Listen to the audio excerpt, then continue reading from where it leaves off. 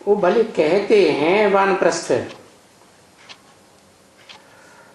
परंतु जो अर्थ है वानप्रस्थ का, वाण माने वाणी, प्र माने प्रकष्ठ, स्थ माने स्थित होना, माने प्रकष्ठ रूप से वाणी से परे की स्टेज में स्थित होना।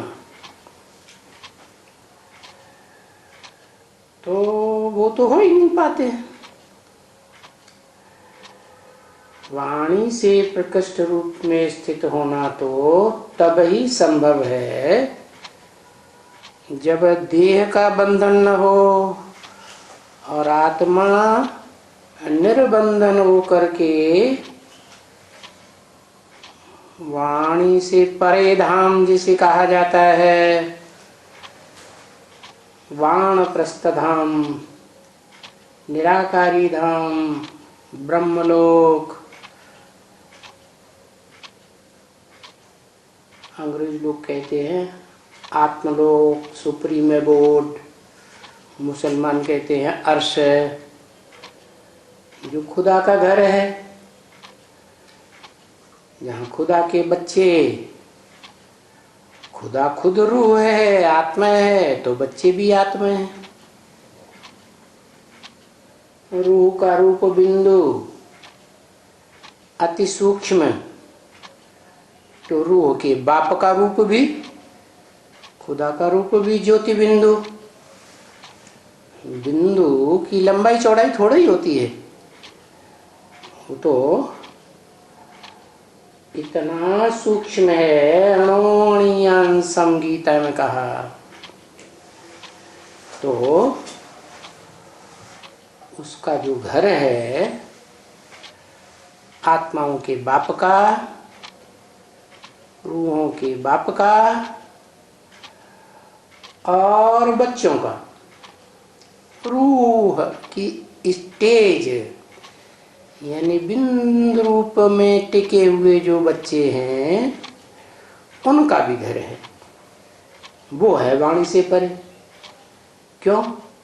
क्योंकि वहां तो देह होती ही नहीं है, वहां पांच तत्व ही नहीं होते हैं। पांच तत्वों से परे छठा तुरीय तत्व है, जिसके मुकाबले कोई तत्व नहीं है, स्वयं प्रकाशित तत्व है। कैसा प्रकाश? जैसा अग्नि का प्रकाश होता है। तो वहां तो जा ही नहीं सकते हैं साधु सन्यासी जो कहते हैं कि हम वानप्रस्थी हो गए, क्योंकि सदगति दाता यानी वानप्रस्थ में ले जाने वाला तो एक ही है। कौन एक? जो सदा वाणी से परे रहता है, वाणी के बंधन में नहीं आता।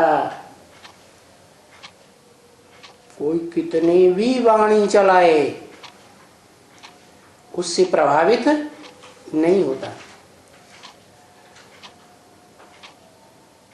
वाणी तो क्या दृष्टि से भी प्रभावित नहीं होता। सुनी सुनाई बातों से तो प्रभावित होने का सवाल ही नहीं। तो जो किसी से प्रभावित नहीं होता वो है सुप्रीम सोल,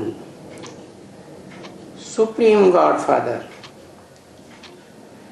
जिसके रहने का स्थान है वाणी से परे धाम, ब्रह्मलोक,